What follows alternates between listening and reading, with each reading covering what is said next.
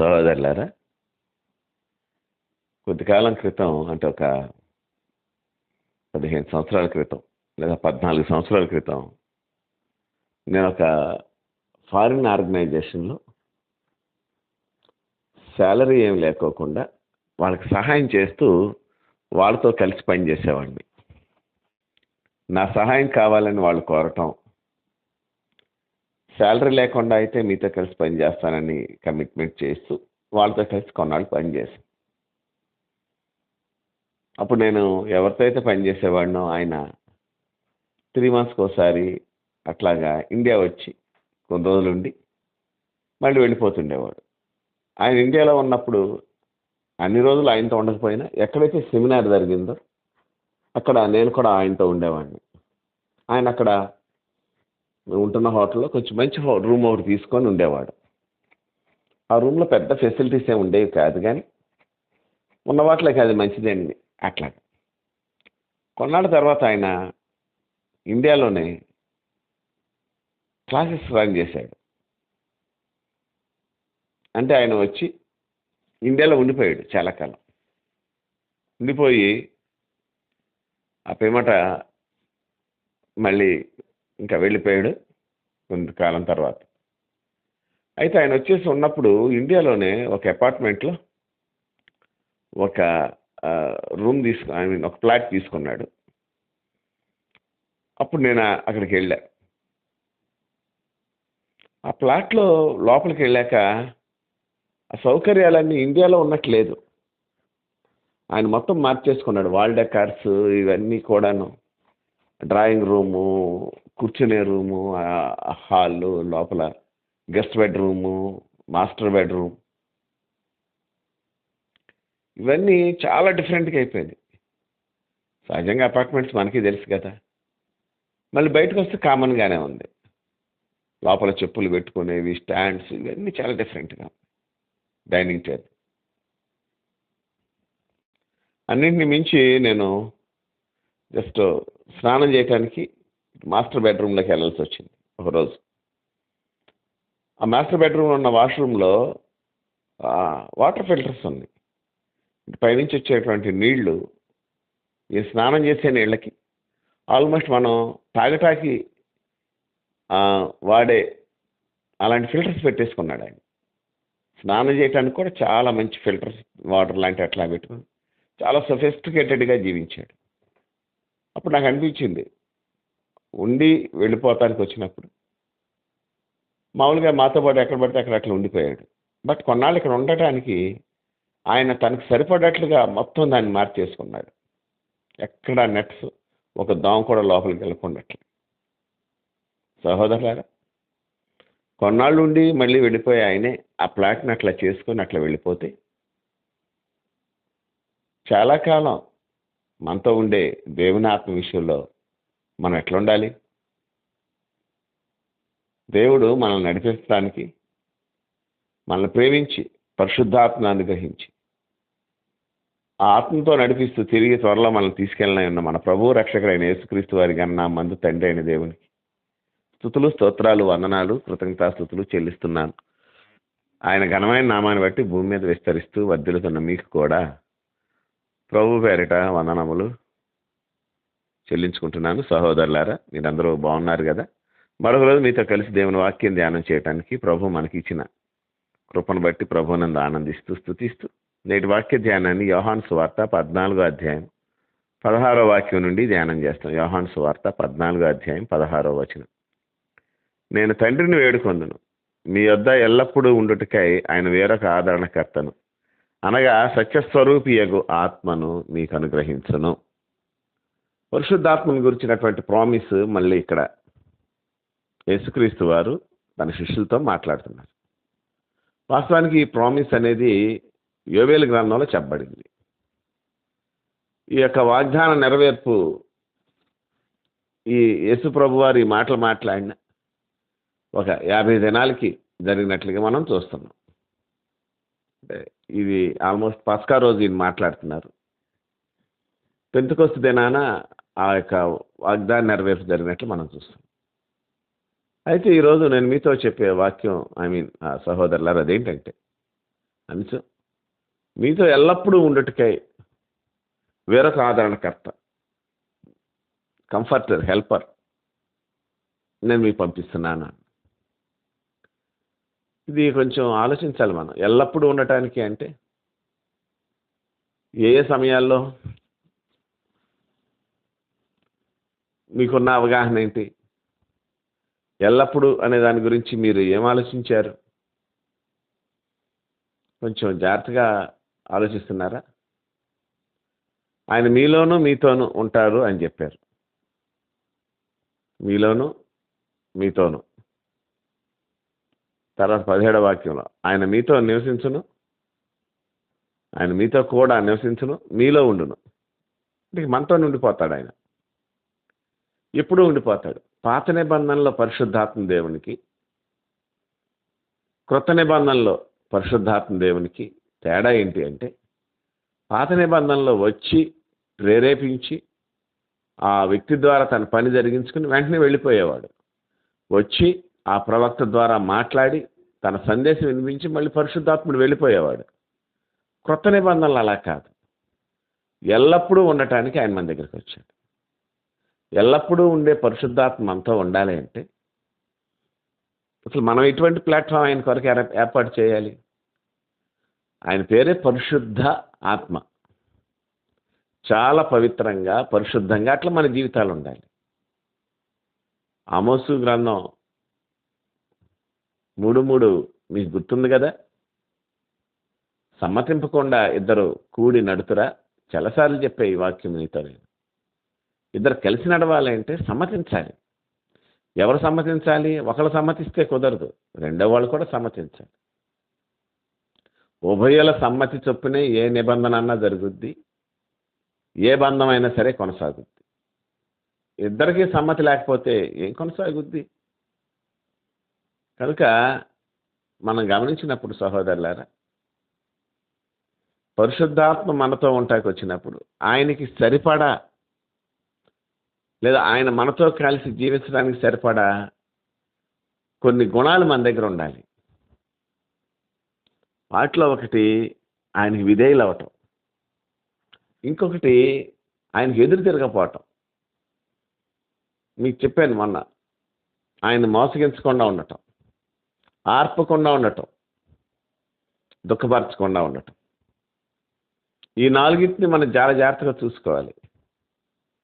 ఈ నాలుగిట్లో ఏ ఒక్కటి జరుగుతున్నా సరే పరిశుద్ధాత్మ దేవుడు సైలెంట్ అయిపోతుంటారు. ఎల్లప్పుడూ ఉంటాకి వచ్చిన వాడిని ఎట్లా చూసుకోవాలి? మనం ఎంత గౌరవంగా చూసుకోవాలి. ఎవరైనా ఆది నుంచి మనతో పాటు ఉన్నవాడు అంతే. He didn't come to stay, he came to abide with us. ఇంకో చిన్న మాట చెప్తాను. ఆయన ఆత్మ మనలో వచ్చి మనం ఆయన యందు ఆయన మన యందు కలిసి ఉన్నప్పుడు మనం ఫలించడం మొదలు పెడతాం. అంటే మనం మమేకం అయిపోవాలి. పరిశుద్ధాత్మ దేవునితో మనం మమేకం అయిపోయినప్పుడు ఫలింపు మొదలవుద్ది. ఆత్మ మన ద్వారా ఫలించటం మొదలు పెడతాడు ఆయన. మన జీవితాల్లో ఆత్మ ఫలం కనిపిస్తాం మొదలుపెడుతుంది. అది ప్రేమ, సంతోషం, సమాధానం. అలా ఆయన మన జీవితాల్ని కనబరచాలంటే ఆయన డామినేషన్ మన జీవితాల్లో ఉండాలి. అంతే. ఇంకో విధంగా చెప్పాలంటే ఆయన హెచ్చింపబడాలి, మనం తగ్గింపబడాలి. ఇకంతే. ఎప్పుడైతే మనం ఈ స్థితిని మనం ఇచ్చామో ఆటోమేటిక్గా దేవుడు తన పనిని తను చేసుకుంటూ వెళ్తూ ఉంటాడు. అసలు ఊహించినటువంటి కార్యాలు నీ జీవితంలో జరుగుతాయి. కార్యాలు జరుగుతాయి అంటే ఏదో ఉన్నట్టుండి ఊడిపడిపోవటమో లేదా ఏదో పెద్ద ఉబ్బిపోవటం అట్లాంటివి కాదు. ప్రజలు నిన్ను చూసి గౌరవించడం మొదలు పెడతారు. ప్రజలు నీ వెలుగులోకి వస్తారు. నీ వెలుగు అనేది నీకు అర్థం కాదు. మోషే కొండ దిగి వచ్చినప్పుడు ప్రజలు అతను చూడలేకపోయారు. కారణం అతని ముఖం ప్రకాశించింది, చర్మం అన్నారు. తన చర్మం ప్రకాశిస్తున్నట్టు మోషే తెలియలే. అట్లాగే దేవుని పరిశుద్ధాత్మ నీతో ఉండటానికి వచ్చినప్పుడు ఆయనకి పూర్తి స్వాతంత్రాన్ని, స్వేచ్ఛని మన జీవితాల్లో కానీ మనం ఇచ్చినట్లయితే తప్పకుండా పరిశుద్ధాత్మ దేవుడు మనలో ఒక వెలుగుని తీసుకొని వస్తాడు. దేవుని యొక్క మహిమ మన మీద కనిపిస్తూ ఉంటుంది. అది అపవాదికి అర్థమవుద్ది, ప్రజలకు అర్థమవుద్ది. ఎవరైతే దేవుని గురించి ఆసక్తి, ఆశ, ఆకలి కలిగి ఉన్నారో వాళ్ళు నీలో ఉన్న దేవుని వెలుగును, దేవుని మహిమను చూసి నీ దగ్గరికి ఆకర్షింపబడతారు. ఇంకంతే.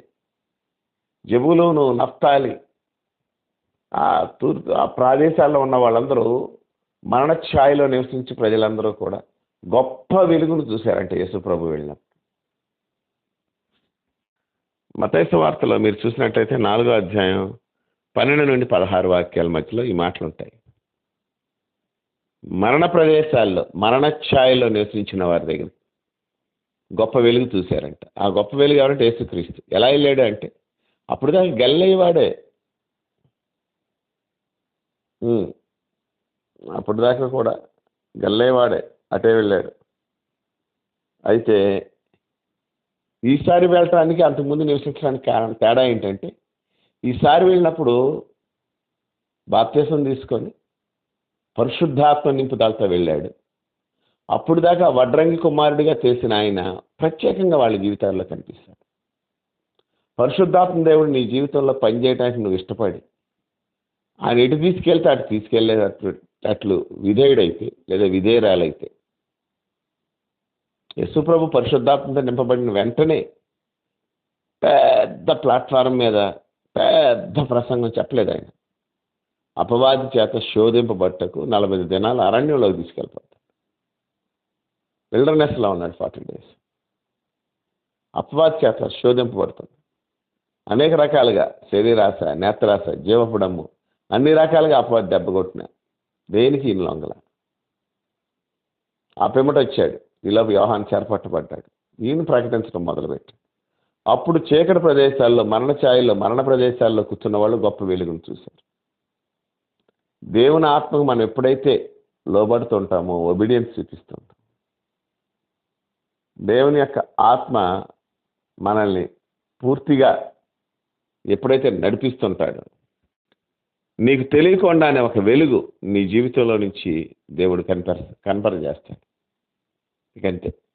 అక్కడ దేవుని సన్నిధిలో ఉండేవాడు యొక్క విలువేంటో మనకు అర్థమైపోతుంది.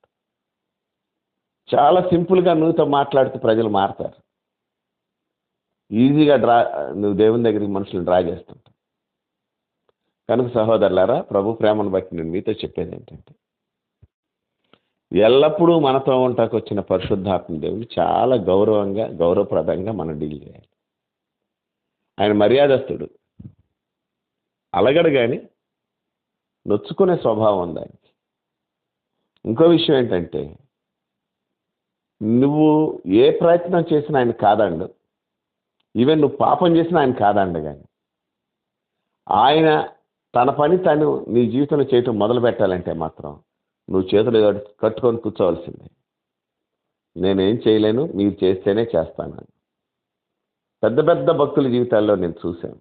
నేను వాళ్ళ పుస్తకాలు చదివాను. వాళ్ళు ఏమంటారంటే నేను చాలాసార్లు ప్రయత్నించి విఫలమయ్యాను. దేవా నా వల్ల ఏం కాదు, మీరే చేయండి అన్నప్పుడు దేవుడు నా ద్వారా కార్యాలు చేశాడు. పరిశుద్ధాత్మ దేవుడు అంత సెన్సిటివ్గా ఉంటాడు. మర్యాదస్తుడు, గౌరవస్తుడు, చాలా సిస్టమేటిక్గా మనతో నడుస్తుంటాడు.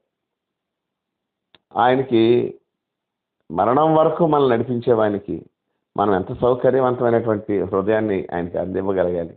పరిశుద్ధత కలిగిన హృదయం, ఆయన మనతో ఉంటున్నాడని విశ్వాసం కలిగినటువంటి హృదయం, ఆయన మనల్ని నడిపిస్తున్నాడనేటటువంటి ఆ యొక్క నమ్మకము, దానికి సంబంధించిన ఆనందం కలిగిన హృదయాన్ని ఆయన మనం అందించగలగాలి. పరిశుద్ధాత్మ మనతో కలిసి పనిచేస్తుంటాడు.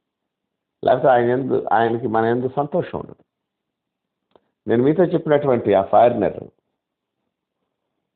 1 or 2 years ఇక్కడ ఉండడానికి ఒక అపార్ట్మెంట్ యొక్క రూపురేఖలే మార్చేశాడు మొత్తం. ఎంత ఖర్చు పెట్టాడు ఏంటో నాకు తెలియదు. అప్పట్లో నాకు అంత అవగాహన నాకు లేదు. కానీ నాకు ఇప్పుడు అర్థమవుతుంది ఏంటంటే తను నివసించడానికి అన్నిటినీ సొఫిస్టికేటెడ్గా అమర్చుకున్నాడు ఆయన. ఇకంతే, చాలా ఇదిగా అమర్చుకున్నాడు. అలా అమర్చుకుని ఆయన ఏమైనా ఉన్నాడా ఇప్పుడు దాకా అంటే లేడు. 2 years ఉండి వెళ్ళిపోయాడు. 2 ఇయర్స్ ఉండే ఒక మనిషికే అది కావాల్సి వస్తే మనం ఎప్పుడు దేవునితో కలిసి ఉండాలి కదా. దేవుడు మన దగ్గర నుంచి ఏం వాంఛిస్తుంటాడు, ఏం ఆశిస్తుంటాడు, ఆయనకు మనం ఏమిస్తున్నాం అనే విషయాల్ని మనం ఒకసారి బేరీజు వేసుకోవాలి. వాక్యంలో నుంచి ఒకసారి మనల్ని మనం గమనించుకోగలగాలి. అప్పుడు మన యందు దేవుని సంతోషిస్తాడు, మనతో కలిసి దేవుడు పనిచేస్తాడు. ప్రార్థన చేసుకుందాం. మహాపరిశుద్ధుడు అయిన తండ్రి, ప్రేమ నమ్మకం గలవాడ, నీకే వందనాలు, స్తోత్రాలు, కృతజ్ఞతాస్తుతులు చెల్లిస్తున్నాం. నీ కృపను బట్టి మా జీవితాల్లో నేటి వరకు నువ్వు ఇచ్చిన నెమ్మదిని బట్టి, క్షేమాన్ని బట్టి నీ స్తోత్రం. బలమైన దేవుడ, బలమైనటువంటి కార్యాలు చేస్తూ వచ్చారు. నీ నామ మహిమార్థే జీవించడానికి కృప చూపించారు. అయ్యా, ఈ సమయంలో ప్రార్థన చేస్తూ మీరు మాతో ఎప్పుడు ఉండటానికి ఇష్టపడ్డారు. మేము మీతో ఎప్పుడు ఉండటానికి ఇష్టపడటం లేదు. అవసరమైనప్పుడే మీరు మాకు కావాలి, అవసరం లేనప్పుడు మేమే ఉండాలి. ఈ దుస్థితి నుంచి, దౌర్భాగ్య స్థితి నుంచి, ఈ లెక్కలేని తనాన్ని మాకు దూరం చేయమని ప్రార్థన చేస్తున్నాం. సదాకాలం నీతో కలిసి జీవించడానికి కాల్సిన కృపను గ్రహించు. నిన్ను గౌరవించడం మాకు నేర్పించు, నిన్ను గుర్తించడం మాకు నేర్పించు, నిన్ను సెన్స్ అవటం మాకు నేర్పించు. అంటే ఉన్న స్థితికి మమ్మల్ని అప్పగించుకో. మా క్షేమస్థితిని బట్టి నువ్వు సంతోషించే దేవుడు. మీరు మాతో పనిచేస్తున్నప్పుడు మాకు క్షేమం, మీరు చెప్పిన మాట విన్నప్పుడే మాకు క్షేమం.